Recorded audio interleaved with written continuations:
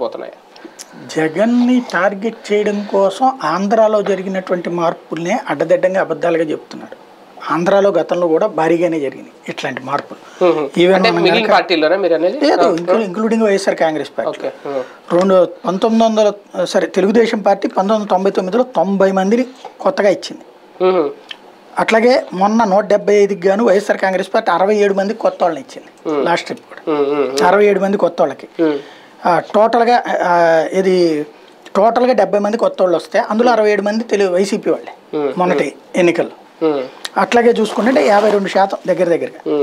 Even పార్లమెంట్కి చూస్తే 2014 సంవత్సరంలో 2019 సంవత్సరంలో చాలా కొత్త ముఖాలు వచ్చినాయి.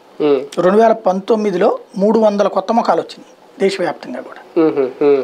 ఇది మార్పులు మెయిన్ వచ్చేటప్పటికి ఏంటంటే 1/3 మార్పు అన్నటువంటి చాలా చోట్ల చేసుకొస్తున్నారు. అంటే చిన్న ఇందులో ఒక డౌట్, ప్రతిపక్షంలో ఉండి ఎన్నికలకి వెళ్ళి అధికార పక్షంలోకి వచ్చేటప్పుడు ఇటువంటి ప్రయోగం ఈ మార్పులు చేయడం వేరు, ఆల్రెడీ అధికార పక్షంలో ఉండి సిట్టింగుల్లో ఈ సామాజిక వర్గం పేరుతో సామాజిక న్యాయం పేరుతో మార్పులు చేయడం వేరు. అది జగన్మోహన్ రెడ్డి గారు చేస్తున్నారు. ఈ తరహా